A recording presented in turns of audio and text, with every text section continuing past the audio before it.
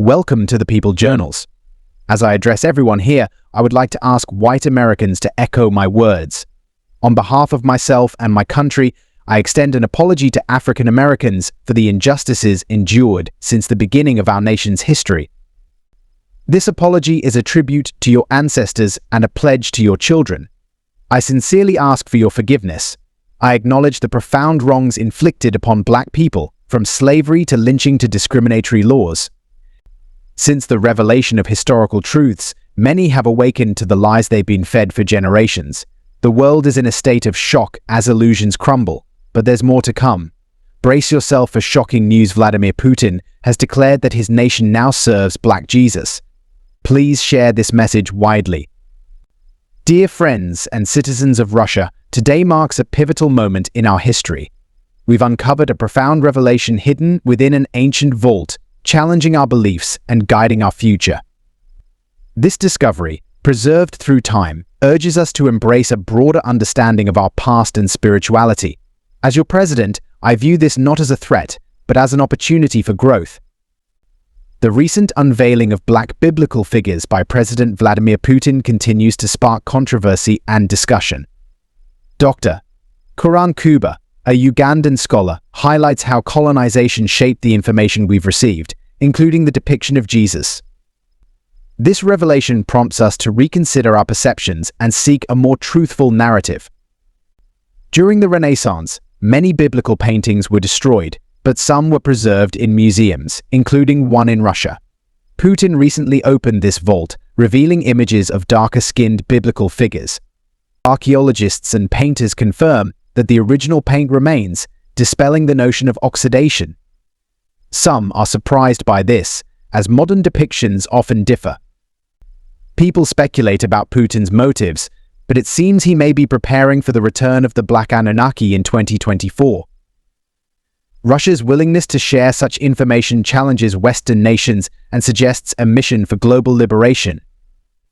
This unveiling has shocked the world, challenging long-held beliefs and exposing religious falsehoods. Just a few days ago, on March 23, 2024, Russian President Vladimir Putin made a significant announcement in a passionate video from Moscow. Sitting at a table, he unveiled a triptych, revealing a secret Europeans had hidden from Africans for over a millennium: that Jesus was Black. During the European Renaissance, global images were whitewashed by artists like Michelangelo and Leonardo da Vinci. But in Russia, icons hold deep spiritual significance, revered in churches, homes, and even on soldiers' lapels. These icons, dating back to the 14th century, are now on display, marking a century since religious icons were recognized as art. Previously viewed solely as religious objects, they were often blackened by time, but with modern techniques, layers of darkness were removed, revealing the vibrant colors beneath. This revelation challenges long-held beliefs and offers a feast for the senses, marking a profound moment in history. Let's slow down and make sure we understand a key point. When we learned how to remove the dark layers, we discovered something overwhelming. This refers to the whitewashing of images during the Renaissance and the hiding of old images in vaults across Europe and Russia. These hidden images are gradually being exposed by Putin. Some see Putin's revelation that Christ and Mary were Black as a form of warfare, especially as tensions with NATO rise. He's presented around 1,700 pictures to prove this. While speculation swirls, Putin and Russia now declare they only worship Black Jesus. In Putin's recent speech, he describes a monumental revelation: the discovery of ancient figures challenging our beliefs. These biblical figures, preserved over time, reveal a truth that's transformative and profound: they're all Black. Putin sees this not as a challenge to faith, but as an opportunity for inclusivity and understanding. Russia, with its diverse culture, is poised to lead in this new era of acceptance. Let's embrace the guidance of Black Jesus, a figure representing not only the cornerstone of Christian faith but also universal values like love, compassion, and brotherhood. The unveiling of his likeness and history from the oldest vault sends a powerful message: divinity transcends color, and our shared humanity unites us. This discovery challenges us to reconsider history, to question assumptions, and to approach understanding with open minds and compassionate hearts. Let's strive to build a nation that embodies the teachings of Black Jesus, one of justice, equality, and love for all. Dmitry Pesov, press secretary of the Russian Federation's president, emphasized the importance of icons in Russian military history, particularly the Savior, not made by hand icon. Legend holds that this icon miraculously imprinted Jesus' face on a cloth, becoming a symbol of protection for soldiers and civilians alike. This acknowledgement underscores Russia's recognition of Jesus' significance, despite historical misconceptions. While Jesus was Hebrew, the name Jesus has been used for sovereignty and safety. However, Black people, who have endured enslavement and discrimination, often lack awareness of their own history. The Savior not made by hand. Icon, once owned by Russian Defense Minister Pyotr Vovy, was purchased by President Vladimir Putin from a private collection in the US and presented to the military in a special operations zone. This purchase connects to a fascinating story from August 2011, when a valuable painting depicting Jesus' true face, based on the Veil of Veronica, was recovered after being stolen.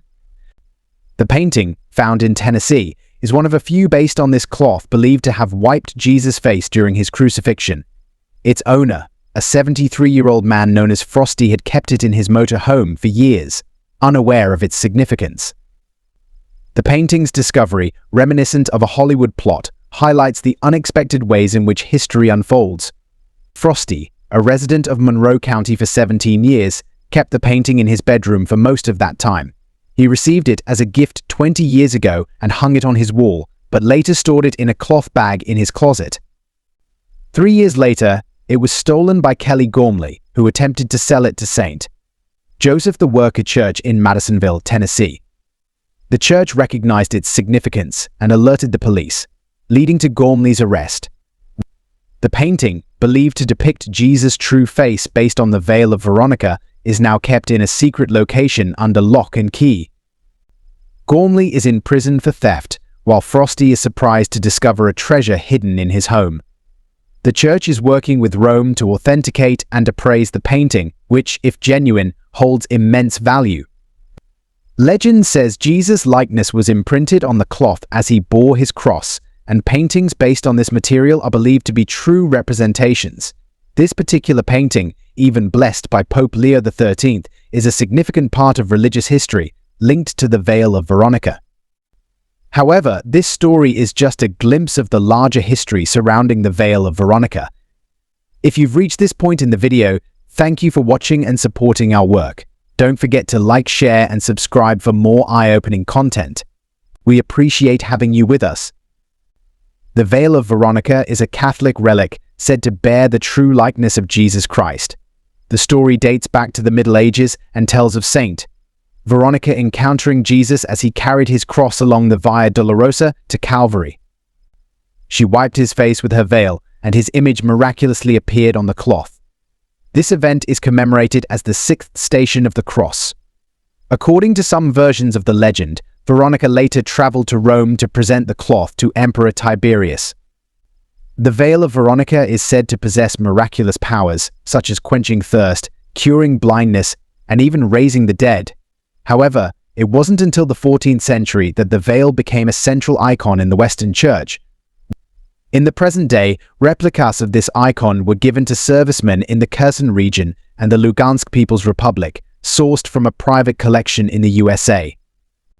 The original icon, once owned by Pyotr Vovsy, Russia's defense minister from 1881 to 1898, will be housed in the main cathedral of Russia's armed forces. Icons like the Savior not made by hand have been protective symbols for Russian troops for centuries. Putin continues this tradition by placing replicas of these icons in fortresses and war posts, including during his recent visit to military headquarters in the Lugansk People's Republic. During this visit, Putin received reports from military commanders about the situation on various fronts, marking his first visit to the Kherson region and the Lugansk People's Republic. This reflects Putin's ongoing engagement with Russia's military and new regions for strategic reasons. Whenever Putin visits markup in the Donetsk People's Republic, he never skips a particular ritual. Lately, his strong emphasis on asserting his faith has drawn considerable attention and admiration, deflecting criticism from his opponents. Some speculate about his motives, while others see it as a political move. However, there's a mix of reactions to his actions, with some expressing excitement over the portrayal of a black Jesus, while others question the timing and intentions behind it. Regardless, for many black people, this portrayal of Jesus brings a sense of happiness and hope. It's reminiscent of the optimism some felt during Obama's presidency, hoping for positive change. However, there are still lingering questions about Putin's motivations and the potential political gains from this move. Some insights into Russian politics from a college professor underscore the complexity of the situation. Back in the early 80s, someone made two intriguing predictions to me. Firstly, they said that software engineers would become like the new aristocracy in the country. Secondly, they foresaw a time when the United States would resemble Russia more, and Russia would be more like the United States. They also predicted a racial civil war in this country. Now, with Putin's recent announcement, I find it both fascinating and thought-provoking. While promoting inclusivity is commendable, it raises questions about what else might be happening behind the scenes. This person who made the predictions seemed to have insight beyond what most of us knew. Even though they might not have had any personal benefit from sharing these ideas, it's clear there's more going on than meets the eye. It's worth noting that this same person has a history of persecuting Christians in his country, which adds an interesting twist to his statements. Perhaps it's a reminder that we should be cautious when discussing topics we're not well informed about, especially in matters of religion and politics. It's ironic how some people of African descent distrust information from white sources, yet here we are, considering the words of someone who has shown hostility towards Christians. Yet, when someone like Vladimir Putin, whom they don't even know, claims to have a hidden truth, that the Messiah is black, many quickly accept it. Amidst the heated criticisms, there are those who seem genuinely remorseful for the historical racial oppression and the lies that have been upheld for so long. In an attempt to address this, I asked the white Americans in the room to join me in apologizing to African Americans for the injustices endured since the beginning of our nation's history. I apologize on behalf of myself and my country for the evils of slavery, lynchings, white supremacist laws, the denial of voting rights, and all other forms of oppression, both large and small. Please forgive us for these wrongs.